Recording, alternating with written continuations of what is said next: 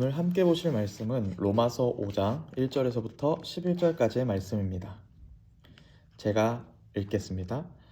그러므로 우리가 믿음으로 의롭다 하심을 받았으니 우리 주 예수 그리스도로 말미암아 하나님과 화평을 누리자. 또한 그로 말미암아 우리가 믿음으로 서 있는 이 은혜에 들어감은 얻었으며 하나님의 영광을 바라고 즐거워하느니라. 다만 이뿐 아니라 우리가 환난 중에도 즐거워하나니 이는 환난은 인내를, 인내는 연단을, 연단은 소망을 이루는 줄 알미로다. 소망이 우리를 부끄럽게 하지 아니함은 우리에게 주신 성령으로 말미암아 하나님의 사랑이 우리 마음에 부은 바 됨이니 우리가 아직 연약할 때의 기약대로 그리스도께서 경건하지 않은 자를 위하여 죽으셨도다.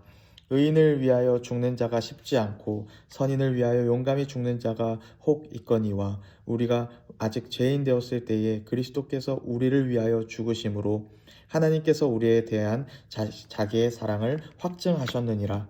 그러면 이제 우리가 그의 피로 말미암아 의롭다 하심을 받았으니 더욱 그로 말미암아 진노하심에서 구원을 받을 것이니 곧 우리가 원수 되었을 때에 그의 아들의 죽으심으로 말미암아 하나님과 화목하게 되었은즉 화목하게 된 자로서는 더욱 그의 살아나심으로 말미암아 구원을 받을 것이니라.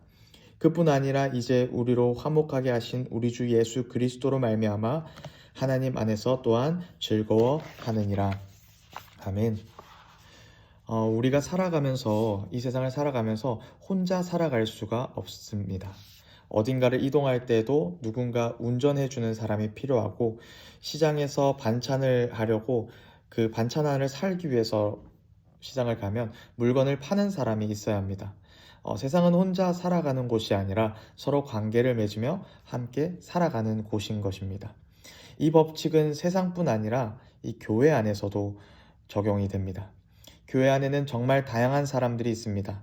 나와 상황이 잘 맞는 사람들이 있는 반면에 생각도 다르고 방식도 다른 사람들을 만나기도 합니다. 그래서 우리는 교회에서 종종 이렇게 이야기를 합니다. 나와 잘 맞는 사람만 잘 챙기면 되지 않을까? 하지만 신앙은 늘 우리에게 더 깊은 질문을 던집니다. 그렇다면 나와 잘 맞지 않는 사람은 어떻게 해야 할까?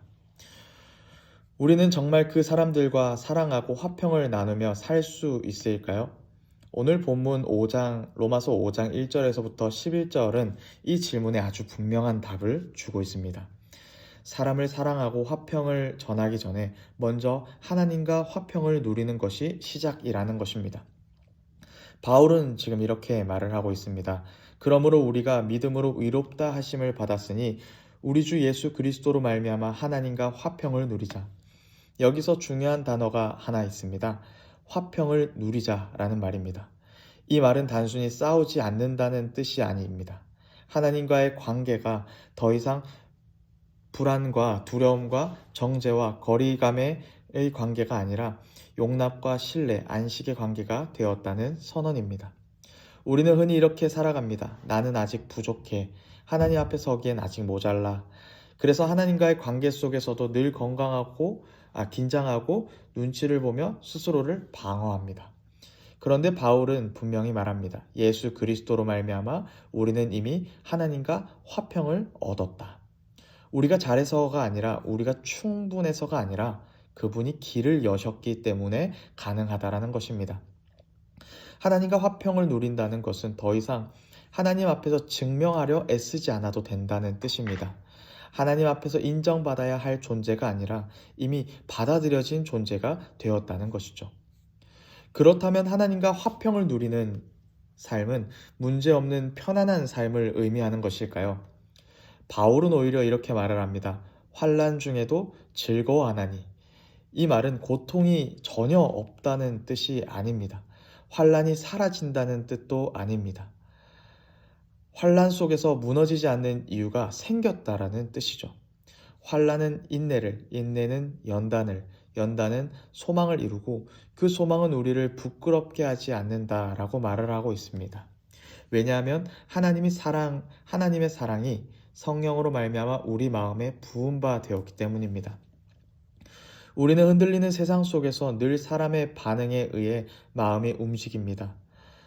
누가 나를 인정해주면 괜찮고 누가 나를 무시하면 무너지기도 합니다. 관계가 깨어지면 내 존재까지 흔들리기도 합니다. 그러나 하나님과 화평을 누리는 사람은 다릅니다. 세상이 흔들어도 사람의 말이 아파도 나는 하나님께 사랑받고 있다는 기초 위에 서 있기 때문이죠. 바울은 하나님의 사랑을 이렇게 말을 합니다. 우리가 아직 연약할 때에, 우리가 아직 죄인 되었을 때에 그리스도께서 우리를 위하여 죽으심으로 하나님께서 우리에 대한 자기의 사랑을 확증하셨느니라. 여기서 핵심이 이것입니다. 하나님은 우리가 변한 뒤에 사랑한 것이 아니라 변하기 전부터 사랑하셨다라는 것입니다. 우리가 괜찮아졌을 때가 아니라 아직 죄인 되었을 때 우리를 위해 십자가를 지셨다는 것입니다. 사람의 사랑은 조건이 따릅니다. 잘해주면 가까워지고 실망하면 멀어집니다. 그래서 우리는 늘 관계에서 불안해하죠. 그러나 하나님의 사랑은 다릅니다. 하나님은 우리의 가능성을 보고 사랑한 것이 아니라 우리의 연약함을 아시면서도 그 사랑을 확정하셨습니다. 십자가는 이렇게 말을 합니다. 너는 아직 완전하지 않다. 그러나 나는 이미 너를 포기하지 않았다. 이 사랑을 아는 사람을 더 이상 관계 속에서 자기 보호만 하지 않는 것이죠. 왜냐하면 이미 가장 깊은 관계에서 안전하기 때문입니다. 그래서 이제 오늘 메시지의 핵심으로 가보겠습니다. 우리가 사람을 사랑하지 못하는 가장 큰 이유는 사실 하나님과의 관계에서 아직 평안을 누리지 못하기 때문입니다. 하나님 앞에서 늘 불안한 사람은 사람 앞에서도 늘 예민합니다. 하나님 앞에서 아직 인정받지 못했다고 느끼는 사람은 사람에게서 인정을 받으려고 합니다. 그래서 나와 잘 맞는 사람에게는 친절하지만 나를 불편하게 만드는 사람에게는 마음을 닫는 것이죠. 바울은 이렇게 말을 합니다. 우리가 아직 죄인 되었을 때 하나님이 먼저 우리와 화목하게 하셨다. 그렇다면 하나님과 화평을 누리는 사람은 이제 이렇게 살아갈 수 있습니다. 나는 하나님께 먼저 용납받은 사람이다. 그러므로 나도 누군가를 쉽게 밀어내지 않겠다. 나는 하나님의 사랑 안에서 안전하다. 그러므로 나도 누군가에게 조금 더 기다려줄 수 있다. 우리는 사랑을 만들어내는 사람이 아닙니다. 우리는 이미 받은 사랑을 또다시 흘려내보내는 사람인 것입니다. 그래서 사랑하는 여러분, 오늘 바울은 우리에게 이렇게 말을 합니다. 하나님과 화평을 누리십시오. 그 화평이 여러분의 정체성이 되게 하십시오.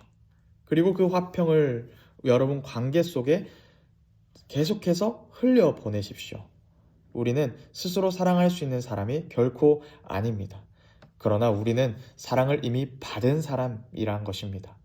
우리는 화평을 만들어내는 사람들이 아니라 하나님이 확정하신 그 화평을 전하는 사람들인 것입니다. 오늘도 하나님 앞에서 이렇게 고백합니다.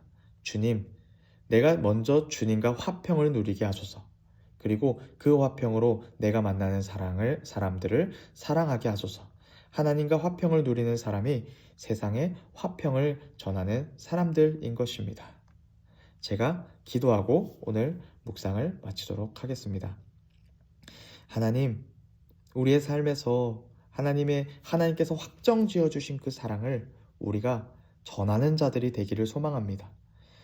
또 주변에 많은 관계들을 맺다 보면 나와 맞는 사람들이 있고 나와 맞지 않는 사람들도 있는데 하나님께서 우리에게 사랑을 부어주신 것처럼 우리가 그 사랑을, 그 평안을 그 자들에게 전할 수 있는 자들이 되게 하여 주시옵소서.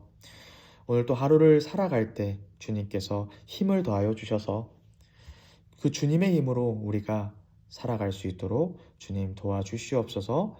감사합니다. 주님, 예수님의 이름으로 기도드렸습니다. 아멘.